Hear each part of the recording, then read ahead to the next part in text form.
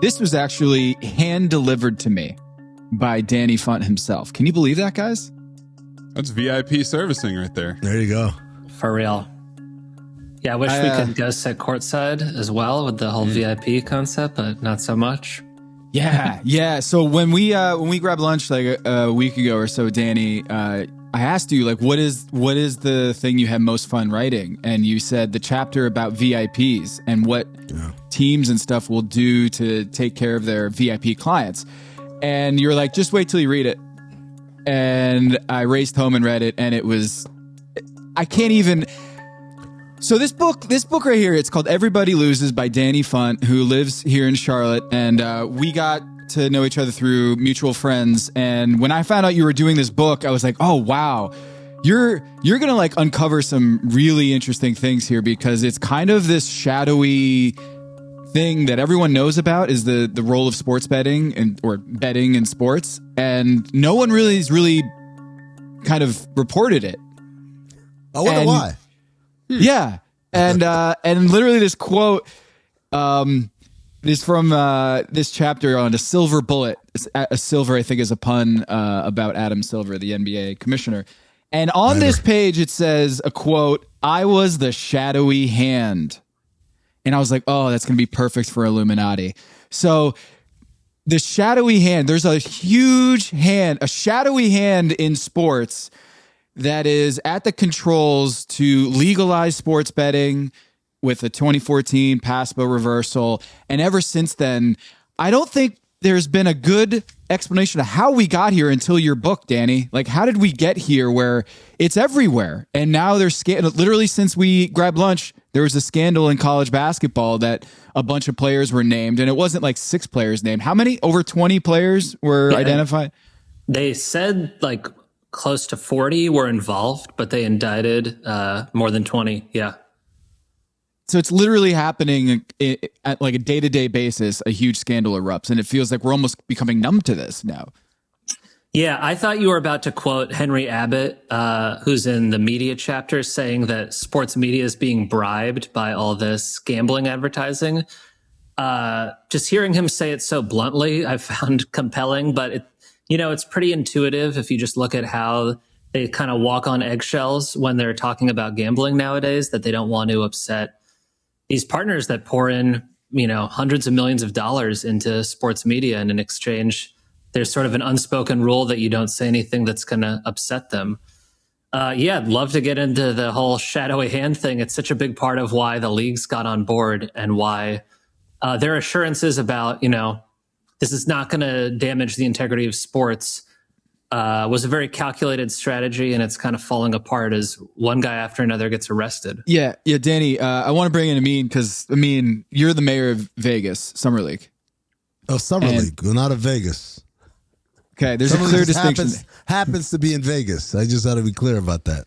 Right. Can you roll back like what David Stern in the All-Star game in Vegas, how to set the stage on where we are now, what the relationship of the NBA was in your recollection of like being in the NBA, the relationship between the NBA and Vegas? So Vegas was an exciting thing to go kind of test out a ground. Obviously the Lakers I think continue to still play a preseason game in Vegas every year. So it wasn't like a foreign territory. What happened at the Vegas All-Star Weekend, though, was a level of lawlessness because Vegas is so close to Los Angeles. It's in driving distance of a lot of major metropolitan West Coast cities. And it was just an element that came in that felt very of Vegas at the time. Like, these are people who were kind of lawless, rule breakers, whatever. This is a time, if you can imagine, marijuana wasn't legalized anywhere in the United States, and so it was a lot of people smoking weed in public places and stuff, and it was just, as far as David Stern and his overprotection of the brand, it was a disaster. Not a disaster in terms of the quality of play or the events, but just as a destination weekend representing the NBA, it just felt like they had no control, and it was like, we'll never do anything here again. Yeah. Well, obviously, Summer League was still happening, or it was just in its infancy there. It's first or second year, but that wasn't owned by the NBA at the time. And it slowly starts to build because teams are realizing, hey, if I'm going to go somewhere for 2 weeks to watch guys who are not going to make my team play, might as well do it somewhere cool like Vegas as opposed to Orlando or some of the other places, because there's something to do and there's somewhere to eat and everything's always open. And when the question of, well, isn't this temptation bad for these young players? The answer was, well, our whole life is temptation on the road in the NBA. So if someone can't handle the pressures, celebrity, fame, fortune, and 24/7 access to fun, let's call it catch-all fun, then let's know now. Let's not invest years and years in this person. So all of that, but it was never about gambling specifically. Stern had his own views on gambling and the problems that it brought with it. But I don't think Vegas itself had a gambling specific stigma about it. It was more about all the other stuff. Yeah, Danny, you talk about the Tim Donaghy scandal. Wasn't that around the same time, the Donaghy scandal? And when 07, 08, around that time. And so, Danny, what is the biggest swing factor from that Vegas fallout from the 2000 the All-Star, NBA All-Star in Vegas, the Donaghy scandal, and then 7 years later, Adam Silver's out here writing an op-ed in the New York Times, and I've always wondered, what changed? Because I know the commissioner changed, David Stern and Adam Silver changed. But in your book, you identify some studies that were done that kind of swung the from one side of the aisle to the other. And can you explain to folks what you discovered in your reporting of why the NBA kind of went to the other side? For sure. So just to lay the groundwork and going off what Amin was saying about David Stern, I was very interested in of these commissioners who did this profound 180 on gambling, which of them actually have serious convictions about, gambling is bad for sports, and which are just kind of parroting the company line. And it sounded like Rob Manfred of Major League Baseball and Roger Goodell of the NFL are just kind of walking, politics and what their owners feel. And David Stern actually really detested gambling and was very animated, even in private, compared to all the negative things he said in public. In particular, when he was speaking with Governor Chris Christie of New Jersey, as Christie was fighting for legalization, Christie told me that Stern was gambling treats athletes like chattel. And he just got super worked up about it. So I think he was a genuine, true believer. But he resigns in 2014. That same year, Adam Silver publishes this op-ed in the New York Times, legalize and regulate sports betting, and offered a variety of arguments why that was good for the NBA and sports. My understanding is that really caught the other leagues off guard because they're co-parties with the NBA in federal court saying uphold this federal ban. So they were somewhat blindsided in that way. We could get into his public reasons. The honest reasons that I've gathered from people who worked with him was that he was very envious of British soccer. So he saw how the English Premier League had embraced gambling. You had all these teams with gambling sponsors on their jerseys. Many of them were not British companies and not really even going after British gamblers. Some of them were Asian facing and were let's use the EPL to grow our global business. Obviously, the NBA is really committed to growing internationally. So Stern saw that and was what are we doing to miss out on this opportunity? The other piece of it that ties back to Mr. Shadowy Hand is the EPL had figured out that you could brand legalization and the leagues partnering with sportsbooks as somehow an effort to protect the integrity of games, because you're monitoring betting data, you have access to who's betting and how much they're betting and all this granular stuff that is invisible, supposedly, if it's happening through the black market. And they also explained not only is that a useful argument for, legitimizing why you want to cash in on legalization, but you can compel states maybe to either offer what was initially branded as an integrity fee, where they're getting a cut of sportsbook revenue, supposedly because they have to do all this extra stuff to protect the integrity of games, Or what ended up happening was they're selling data to these companies that also provide the integrity services, mainly Genius Sports and Sport Radar. And that was kind of a very sly twisting of, on the one hand, they're saying it's going to enhance integrity. On the other hand, it's a pretty brilliant way for the NBA and the other leagues to monetize the whole integrity apparatus. Danny, I want to ask, because you brought up the EPL. Is it your observation that Europe and by large the rest of the world doesn't have this integrity problem or problem gambling issue, or is it that they found a way to handle it and we just haven't? On both counts, absolutely not. So on the problem gambling issue, there was a study in 2024 that was like a government-funded study that was the first really robust look at the prevalence of gambling problems. And it found that adults were 8 times more likely to have gambling issues than had previously been thought. So it's legitimately a public health crisis in the UK. As far as scandals go, there have been players busted for gambling in the EPL, throughout European soccer. On a lower level, I spoke with this guy named Moses Swaibu, who was briefly in the EPL, and he was playing like lower level, almost semi-pro soccer in England, and was busted for colluding with these very sophisticated betting syndicates. And he walked me through how all of these kind of surface level arguments of like this will protect, legalization protects sports, all this stuff about partnering with sports books and the data you get. He's just offered very interesting, insightful reasons why that's bogus.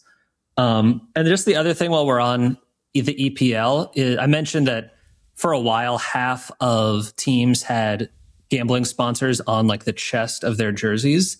Mm-hmm. And a couple of reporters in Europe have dug up, like, if we think FanDuel and DraftKings do shady things, those companies are just on another level of evil. One of them in particular that was on 2 teams' chests is notorious for having these cyber slavery compounds in South Asia, where people are basically kidnapped and trafficked to go work at a sports book and like do their data management and all that. And they're prisoners effectively. It's like very illegal, very horrendous. And these reporters have asked the EPL, like, how could you possibly be in business with these companies? And they essentially shrug. This is not, I know this is, a conspiracy theory podcast. That's not a conspiracy. They have been outed for doing that. And yet they're the most prominent sponsors of some of these teams. What? I know. How do you even, this is a bad question. How do you identify this guy would be good at this? Doesn't matter. Or do they just grab whoever? Doesn't matter. They're not going for highly trained individuals. It doesn't sound like they're getting whoever they can, but yeah. Well, okay. So DraftKings and FanDuel look better. Yeah, by comparison. The good By that guys. standard. Yeah. It's true. Danny, as we all know, he's doing PR for DraftKings and FanDuel here on this show, right? I'm in the middle of this book and I'm writing down some stuff because I had to look back at my own like childhood of like gambling, when gambling was, I didn't know it was gambling, but the NCAA tournament brackets was like a big family moment for like in our family. It was like, we all wrote up our brackets, put it up on our hearth, like over our fireplace in the living room. And we all tracked our bets essentially. And I remember how addicting that was and how much fun, like as a kid, I would always look forward to this March Madness thing. And it was, I guess, soft marketing, that like soft gambling marketing. And I didn't quite realize how much I would be susceptible if I was growing up in high school, being in middle school and high school now, how susceptible I would be to gambling if it was on my phone. And it's it's sickening reading your book in some ways, because it's just, we're so screwed. We're so screwed with young kids on gambling and stuff. So let me ask Danny this question based off of that, Tom. would we have been better off had gambling been ratified, sports gambling been ratified earlier, ahead of the tech developments of everyone having a supercomputer in their pockets, so that when the advent of these supercomputers in our pockets arrives, we can say, whoa, we can't have this part of it. Like, it's easier to wall off that access point when you're there first, as opposed to you get there and it's already here. I think that online betting is just so much exponentially more profitable than in-person betting. Even if we had it, like, they never would have been able to resist. Right. New Jersey is a good example. So the whole argument for legalization there was our casinos are going out of business in Atlantic City. Our racetracks are dying. We need to jumpstart that economy with sports betting. And so the argument to the courts and ultimately the Supreme Court was, this is an in-person product that we're after. And like within weeks of the court's decision, they legalized online betting, just because, nowadays 95% of betting takes place on your phone. I don't think, if you're okay with legal sports betting, I don't think anyone's going to be able to resist all that. Yeah. I think about that all the time with, I don't know when it was when I had the revelation of how gambling is so much different than alcohol and cigarettes. Because if I'm sitting on my couch and I'm like, hey, and if I have a problem with gambling, I can't just be like, I'm going to click a button on my TV and instantly I'll be able to have a Bud Light in my hand. Give Amazon a couple more months, Tom. Yeah. Or like if you had just like a bottomless flask in your pocket at all times, how hard would that be to resist? Some of this stuff is so basic. Like, I hope there are things in my book that will make people step back and say, never thought of it that way. The idea that smartphone addiction and how easily you can get caught up overdoing it with gambling is just like an obvious, combustible pairing. And yet people like Charlie Baker, the president of the NCAA, told me when he was governor of Massachusetts when they legalized bookmaking, and then a few months later became NCAA president.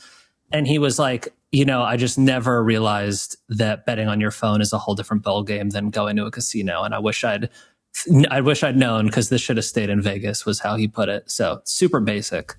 There's a lot about what a game changer online betting is besides the addictive component of it. I mean, that's certainly a big piece, especially when we're talking about like micro betting, every minute of a game you're watching. But one thing I really tried to bang home in the book is a lot of the fixing threat that is created, that we're experiencing nowadays, is a distinct byproduct of the online betting era. Like in particular, the Jonte Porter bets. You could not, I've talked to enough Nevada bookmakers who've been doing this for decades. You could not bet tens of thousands of dollars on a same game parlay involving a two-way player. No one's taking that money. In part because they know it's so easy to fix. That's the part where I was a little blown away that this is a new development. I myself am not a gambler. I don't. So a lot of these, even this terminology I've just learned over the last 4 or 5 years, because again, we all have to pay our bills one way or another. But I was in the impression that, this has all been happening forever, and now this is just a new avenue with greater access and greater widespread access. And to find out, no, this is a new product that has been developed. It's like, I felt like someone finding out that crack cocaine just started like in the 80s and like before like 1985 or whatever, it was just cocaine. And now there's this version of it that is way more addictive and way easier to get, and with, cheaper buy-ins. And ultimately, Danny, you use the word predatory. Are they preying on big losers, or are they preying on a bunch of losers? Yes. Both. And I was cautious with that word just because it's so inflammatory, but I heard it countless times, including from people in the industry. And at that point, you're like, okay, there's got to be something to this. I do think, even, the person who is suckered into betting through a risk-free promotion, only to find out it's absolutely not risk-free and you can lose everything you bet on a, supposedly risk-free deal, to the VIPs who are being egged on to bet in the most like aggressive ways possible. And a bunch of them told me, I'm now in recovery for a gambling problem and I was addicted to the betting, but also the VIP perks. And then on the flip side of that, you hear VIP hosts saying, it's really difficult for us to intervene and say, hey, are you overdoing it or do you need to step back? Because these are their cash cows, right? So unless they say something explicit like I have a gambling problem, there's a ton of internal pressure to look the other way. Even if they're saying things that like a sensible person knows is a warning sign, hey, could you give me a bonus because I'm waiting for my next paycheck to be able to keep betting this much. Like at that point, they're probably overdoing it, but that sort of stuff, a bunch of VIP hosts said is just something they're encouraged to brush under the rug. I know a guy who works in the VIP division of a major operation, and he invited me to come to a game. And I was like, oh, that's cool. You got some extras? He's like, oh, no, because we have the suite. And I went up to the suite, and it's not my first time going in a luxury suite. Been in a bunch. But I also know that there's levels to this, meaning like the level of catering, for example, varies greatly from one experience to the other. This one had a seafood tower. I've never seen that in a suite. Like that's fresh, flown in from the coast, crabs from Maine and all that stuff. The incredible food spread, incredible. And I was like, well, who are all these other people? And those are the VIPs. And these are all people who had shown a great propensity to wager amounts that would make most of us blush, I think. And I was blown away, and I thought this was a special event, like kind of like a year-end, hey guys, thanks for hanging in there. Like, no, we do these every month. Different sports, different. It blew me away. And so when I was reading your part in the excerpt, I read it from Vanity Fair. I was like, yeah, that sounds about right. This is all in line because it's the ultimate CRM, right? Customer relation management. It's a database, and they know your birthday and your dog's name and your kid's favorite action hero and all that stuff. And they're doing all of these things because they're just trying to reinforce this relationship. But Danny, I want to ask, what part shocked you the most? Because to me, the most shocking part was the idea that these hosts aren't just there to provide perks. Hey, you want to go to the game? Hey, we got you on the drinks. Hey, have some snow crab, whatever. It's that they became a quasi friend that you've actual build a relationship with, not with the company, but with the actual employee. Yeah, by design, that's the mandate. And I want to speak to that. I will just say, casinos have always hooked up their high rollers with suites and, we'll fly you in first class and get you steak dinner and all that. A huge difference with the legal betting era is these companies have partnerships with the teams and the leagues. So they have access to not just the suites, but hey, let's let our VIPs play pickup on your court, when you're not, or go to shoot around, or your kids can take batting practice at the baseball stadium. All this different stuff that's facilitated via those team partnerships. I remember telling Tom, I always assumed like your favorite team, official sponsor, official partner of FanDuel or whatever. I assumed that was mainly just like a billboard to get common fans, to trust FanDuel. It's primarily because it gives them access to all those VIP perks. To your question about the whole kind of weird pseudo friendship thing that this engenders, yeah, that's exactly the piece of it. You're texting them day and night. You're going out drinking or to dinner. You're playing golf with them. And the whole idea is, how can we make you as loyal as possible to the point that you're loyal to us because we hook you up with these amazing perks, but you're also loyal because you know if you stop betting or you go to our rival, you're going to lose your friend, the VIP host. And that is, I mean, like the ethical minefield that creates is just insane. It reminded me of the Truman Show. The part where he's sitting on the beach with his buddy and says, Truman, if this is all a thing, then I would have to be in on it too. Are you saying that we're not actually friends? And Truman's like, oh man, you're right. Like I'm tripping, right? It's the same kind of thing, right? It's like, hey, if we're preying on you, then that means I'm preying on you. I'm your friend. I thought we were buddies. And you know, these gambling Trumans are like, yeah, you're right. I'm tripping. Here's another 500 on. Danny, were you able to speak to any people who had worked as a VIP? A bunch. Yeah, all the top companies. The interviews that Danny did and the reporting to get the inside on the how really the relationships that these people have with the VIP hosts, as they call them. There was a line I think you said they're called VIP representatives, or like representatives from DraftKings or FanDuel, what have you, when you're going out and throwing the first pitch and at a baseball game. And someone described it to you by saying they call them representatives because it's better than having the PA announcer, quote, wouldn't tell the world you're a loser. And it's like there is a remorse. I felt like reading some of the people talking about what they did to keep these fish on the line. There did seem to be in your interviews an amount of this was wrong, but like I had to do it to keep my job, or like it felt like I was just following orders. Yeah, I sympathize with some of them. Some of them seem to have no hesitation to egg on customers way beyond their limits, but.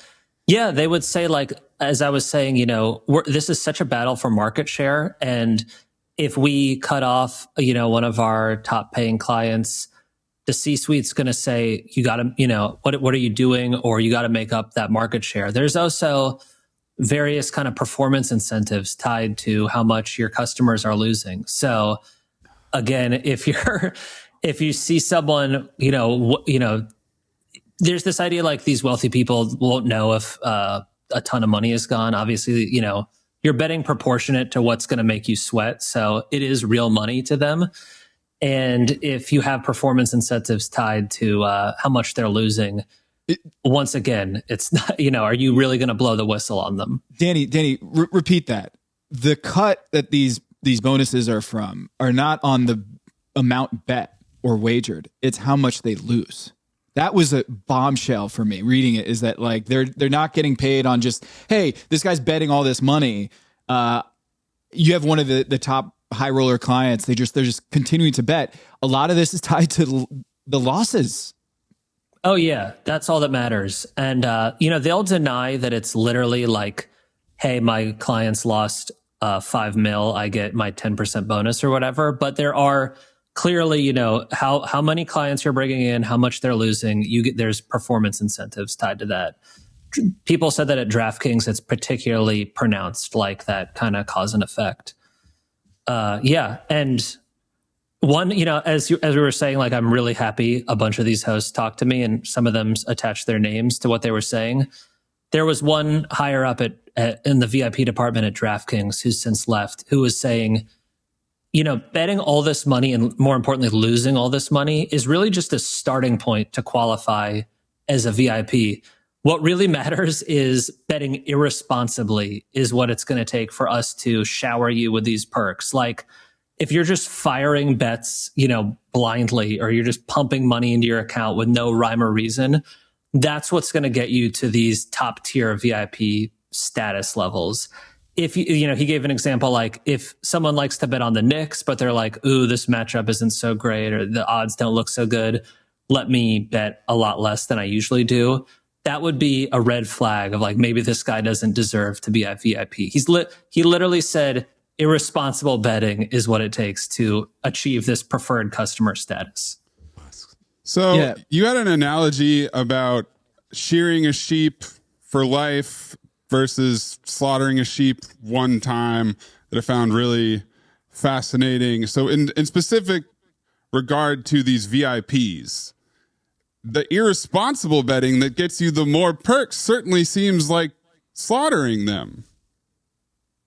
For sure. Yeah. Like just even for people that wealthy, totally unsustainable. And certainly for people who are by no means wealthy enough to be betting at that level, but have a problem. And these companies fail to vet, whether someone can afford to be losing all that, definitely falls in the slaughtering camp. I think, I heard versions of that quote mainly from Nevada bookmakers who, are definitely not super altruistic about how they view gambling. I'm not going to claim they're, these upstanding citizens, but they do have a long-term mindset of how they view their customers. Like the old version of sports betting was it's a very narrow margin business. You'll be able to afford a lifetime of losing and you'll feel, okay, I lost 5%, but I'm going to keep coming back because you treated me well. And this industry is just so like quarter by quarter driven with, investor pressure. It's also just a whole different mentality because a lot of these companies are European and they just view bookmaking fundamentally differently than those Nevada old school guys. And to them, like a parlay where they're going to hold 30% versus 5%, let's just make that all we get our customers to be betting. And people are saying that's just unsustainable. Like you're going to eventually say, even as delusional as gamblers are, they're going to say like, I'm depositing money every week. I can't afford this. Can you hammer home the point about like how SGPs and the hold are different than like your standard bet and why sportsbooks really want you to do these same game parlays and 6-leg parlays? Yeah. So this is subtle, but it's like the basis of why it's the most profitable product for a sportsbook. People think, okay, I'm going to, if I'm doing a straight bet at like minus 110 odds, I'll bet $10. If I lose, I lose the $10. If I win, I get $9. Okay, I'm going to like struggle to break even unless I'm winning a little bit more often than I'm losing. Fine. They'll see a parlay where you bet $10 to win $100. And the assumption is if I hit one of those, it's going to pay for all the losers. So I'm going to lose at the same rate. I'm just going to have a big win to offset all these losses. Not how it works. The house edge that's baked into these parlays is substantially bigger. And it's harder to discern because it's this weird math of fusing the odds of, one leg is minus 200, one is plus 300. We combine those. It's not a simple equation because the odds are correlated. So like a same game parlay in a basketball game, if Luka drops 30, maybe that affects the odds that LeBron drops 30 or whatever. And figuring that out is very complex. So the idea of figuring out what the odds are on a same game parlay, not something you could just do on the back of an envelope. It's like kind of an in-house recipe.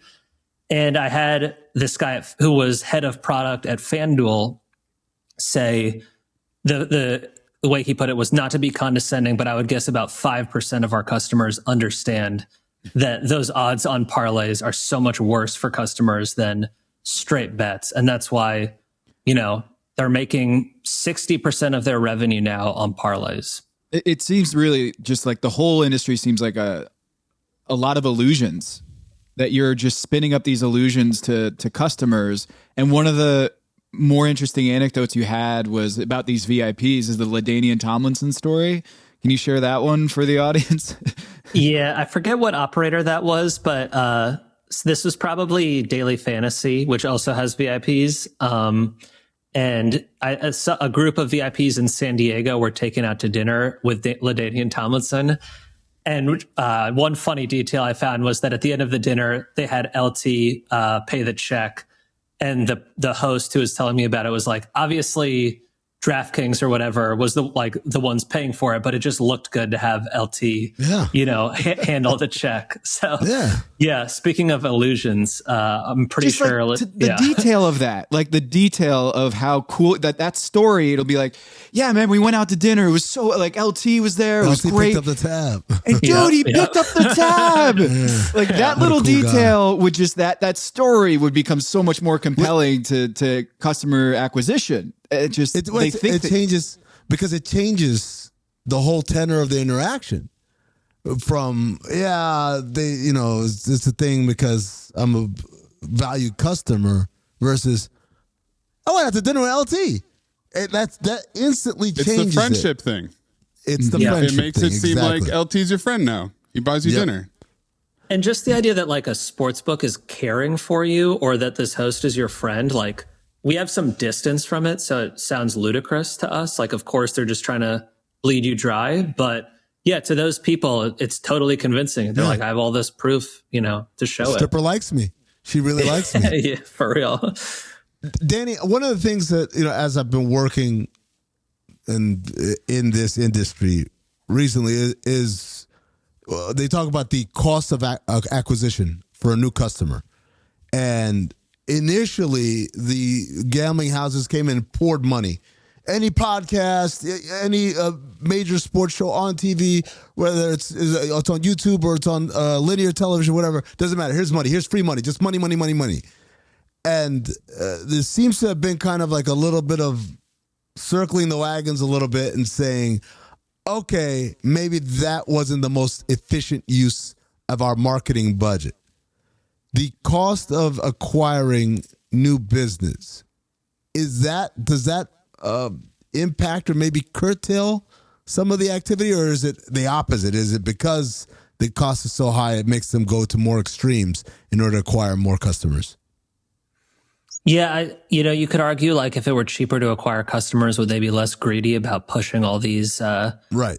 Losing. I doubt it. Like they're always going to want to maximize revenue. It was interesting though how things shook out with customer acquisition and how the strategies evolved. Like initially it was just blanket ads, and then there were all these obscene free money offers. Like if you were in New York when they legalized in 2022, you could just pocket thousands of dollars doing nothing, just signing up for a half dozen sports books. It was that simple. And then a piece in the book that I really enjoyed reporting was they really latched on to the value of affiliate marketing, where either mainstream sports outlets or these ones that are kind of more trade publications, or even sites that are like carolinabets.com or something, where you basically just Google like, where can I bet in Carolina? And that pops up. All of those different types of sites are getting paid a fortune, or at least were getting paid a fortune to funnel new customers to these sports books. So at the high point, at like the most aggressive rush of legalization, sportsbooks were paying media outlets $500 a customer if they clicked on a link and then signed up for the sports book.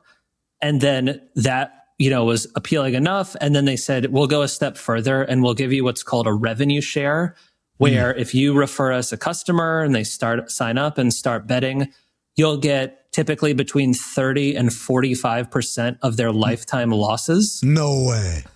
Now, not only is that potentially a massive amount of money, especially if you happen to refer a VIP, but just the conflict of interest with so many of those sites, their bread and butter content is like gambling picks and advice columns on how you can beat the house. Publicly, they're conveying like, we are your ally, Joe Gambler. Privately, the business is that they're profiting off of your losses. And people own that in the affiliate business and at news outlets. Like this is just a gross deception. Man, one of the studies that you cited in this book was with Nielsen ratings, how they studied how people who bet on NFL games, how often they watch NFL games versus non-gambling viewers who are NFL fans.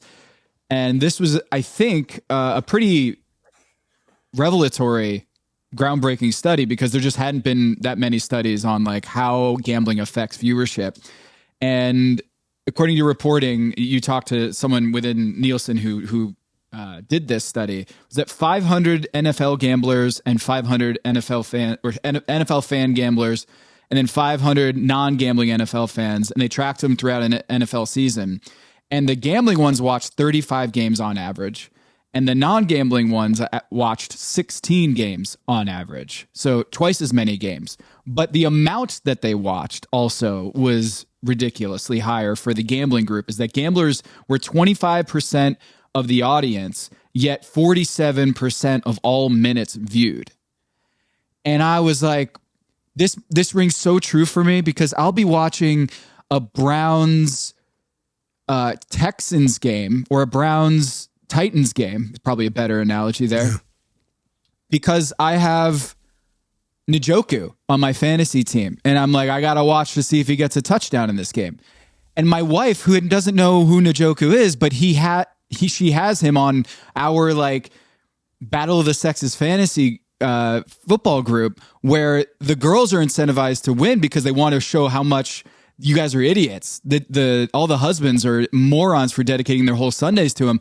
But I watched slowly how my wife was like, I do kind of want to watch this Seahawks game because I've got Jackson Smith-Njigba. And I'm like, you don't know anything about football, but it doesn't matter. She just has skin in the game now. And it's just so interesting to me how quickly that happens, that as soon as you have any sort of money on a game, even if it's fantasy sports, that it's over 16, 18 weeks, you're just that much more likely to watch. And my question is, do you think it's working? Like, do you think to shear the sheep versus slaughtering them, do you think like all these sports leagues that are advertising sports betting and gambling, et cetera, do you think there's like we've reached a tipping point that what if everyone just goes broke because they're gambling so much and they're like, I actually don't want to watch the NBA anymore, or I don't want to watch the NFL anymore because they bled me dry?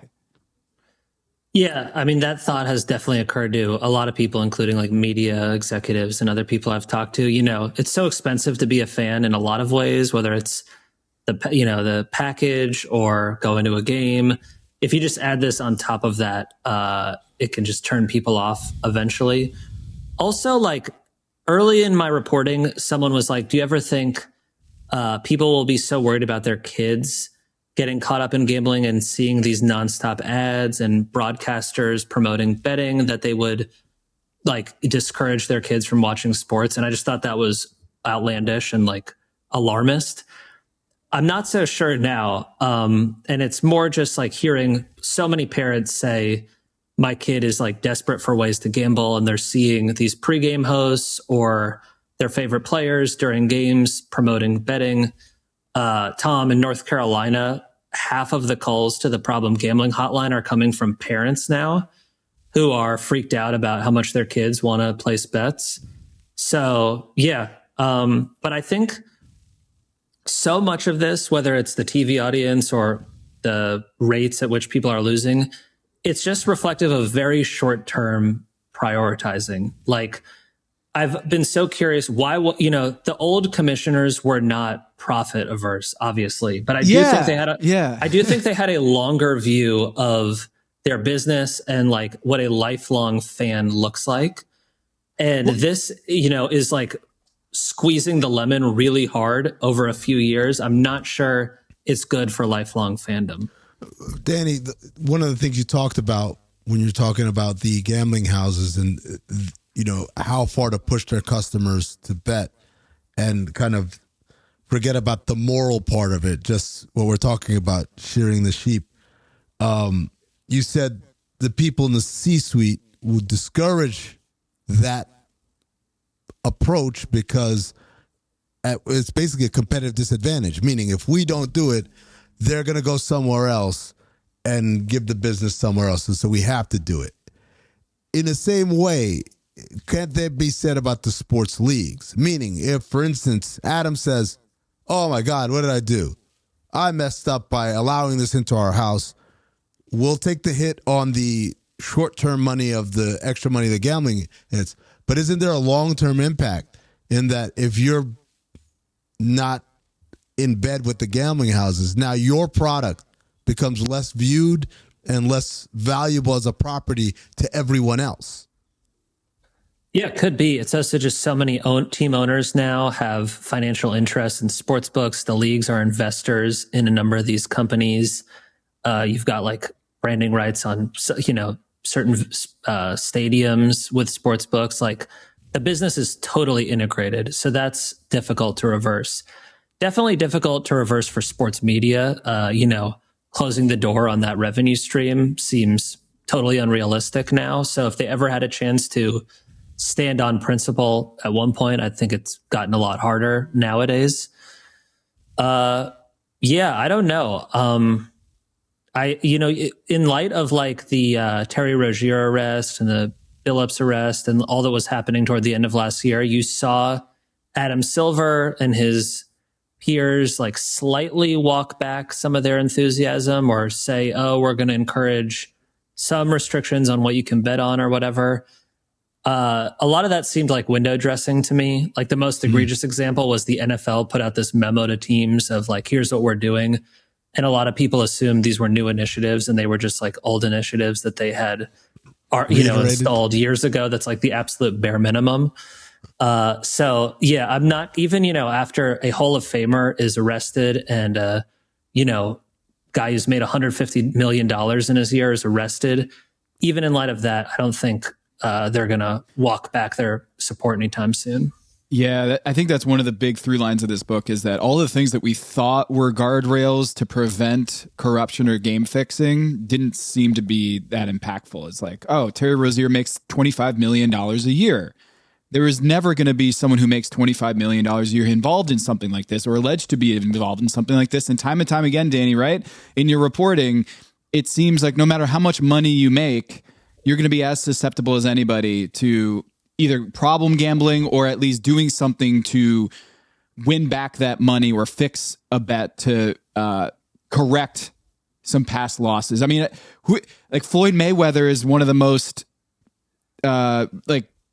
common gamblers out there, and he's the richest athlete. Like in many ways, I don't know what the power rankings is of richest athletes, but it's like he's up there. Yeah. I mean, Michael Jordan's gambling is well documented. Phil Mickelson has made about $1 billion between golf tournament prize money and sponsorships. And he's admitted that he had a gambling addiction that cost him, reportedly hundreds of millions of dollars. So yeah, like I can't tell you how many people I've heard say, oh, these guys are uncorruptible. Like they're way too wealthy. This is a whole different, the Black Sox, if they were making 50 million a year, would not have thrown the World Series. It just doesn't work that way. Otherwise, you wouldn't have financial crimes on Wall Street or else, wealth does not immunize you to bad decisions. So how do we get to, are we in a place where the best case scenario is what happened to big tobacco happens to gambling? That's the new goal? We can't get it out because the people covering it are benefiting and the people who are running the leagues are benefiting and the individual players are benefiting. So the next best thing is, we just highly discourage you from smoking if you're pregnant or whatever. Pictures of dead babies on DraftKings when you open up the app. You have to click through that to get to your parlay. Yeah, like those commercials where the person has like a respirator for tobacco. Yeah. What's the gambling equivalent? I think just, one of the biggest failures, and even as a reporter, I feel comfortable saying that it seems open and shut. One of the biggest failures of legalization was these states that were totally blind to what's happening overseas, where they've had sports betting for longer and have realized like this is out of hand. We talked about the UK, all over Europe, Australia, Asia. There's just a lot of precedent of what happens when you unleash betting with so few restrictions. And they're doing, there's a phase of re-regulating happening where they're saying you can't have those ads across the jersey. It's way too prominent, especially if kids are wearing those jerseys. Or you can't have ads during games. Or you can't have these enticements, that give out free money to get people started. Or we're going to have some very modest affordability checks required. So like if I'm banging out $50,000 deposits hour after hour after I'm losing, the sportsbook has an obligation to say, hey, man, can you afford to be doing this? Those sorts of things are well short of outlawing this. And I think the industry often frames it as, are we really going to ban sports betting when there's this big black market we know about? And that like totally obscures the fact that there's this vast spectrum of reining it in and installing guardrails and like giving customers an actual fair fight in this, that it does seem like there's legitimate momentum among politicians to take action on some of that. we live in Charlotte, Danny, and I was reading this book and couldn't stop thinking about Dreamland, Sam Quinones' book about how the opiate epidemic took over America and how it's a quiet epidemic because a lot of suburban families with money might have someone who had an opiate addiction and don't want to talk about it. And so no one really knows how prevalent it is because it is kind of like a silent epidemic.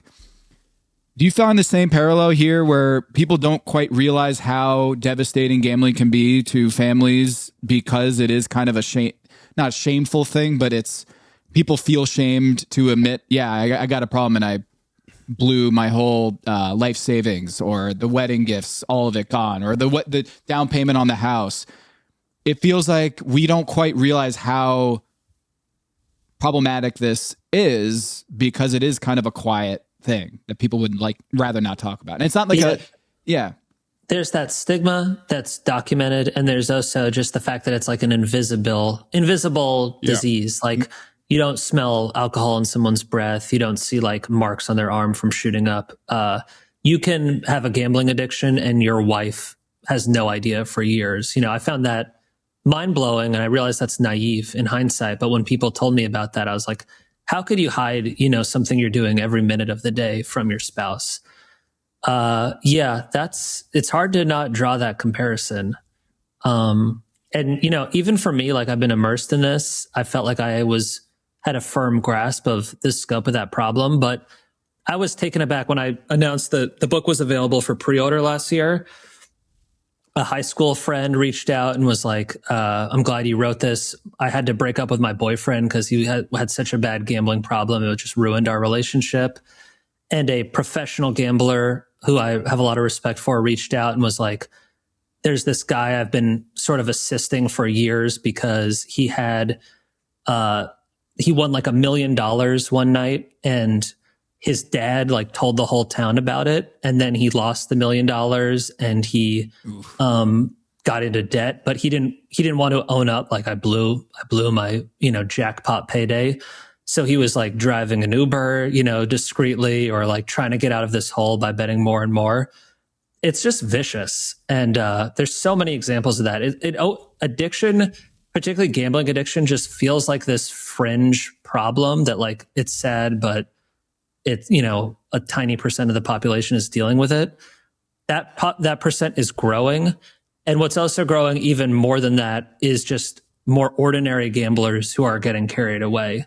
Like a third of people say they've felt ashamed at some point by how much money they lost betting on sports. There's other stats like that just goes to show this is not like a sliver of the population. A lot of people who do this for a while get over their head.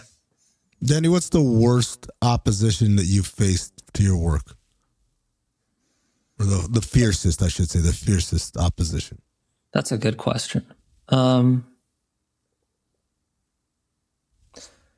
would say there's valid argument. We were talking about how they cut down winners, and it feels unfair. Like, you've presented this as this level playing field, or at least we know the house has an edge. But once you account for that, it's a fair fight. And it feels unfair that they'll cut you down to pennies if you show you're winning. And a lot of very smart, honest bookmakers are like, you don't understand. If we allowed professional gamblers to bet however much they wanted, we would go out of business in a month. Like they're going to beat us reliably. And it doesn't work that way. I get that. My problem is that, okay, then don't advertise that betting is a way to make money. There was a billboard near my apartment it was a FanDuel billboard that said, turns out watching football can really pay off. And they underlined pay off just to drive that point home. So, okay, if you're going to say don't kid yourself, you're not going to win because if we allowed winners, it wouldn't work for us keeping the lights on as a business. Fair, but don't advertise in ways like that because it's sending an entirely different message. Yeah. Yeah, there's a good story in the book about risk-free betting and what happens when you advertise something as risk-free and what that really means. Danny, thanks so much for doing this, man. The tumultuous rise of American sports gambling. It's Everybody Loses, out today. We're recording this Tuesday, January 20th. Congratulations on your pub day. Bomani Jones, friend of the program, said, an incredible book. It's an easy read on a difficult subject, one that should make all who care about sports reassess the path we're taking. And I think Joe Madden, Bob Costas, some pretty big names here, Danny. You can throw I got Maze on there too. Maze, do you have any quotes you want to put out there for Danny? It's fantastic. Yeah. We did it. Yeah. All right. Thank you, guys. Great talking to you.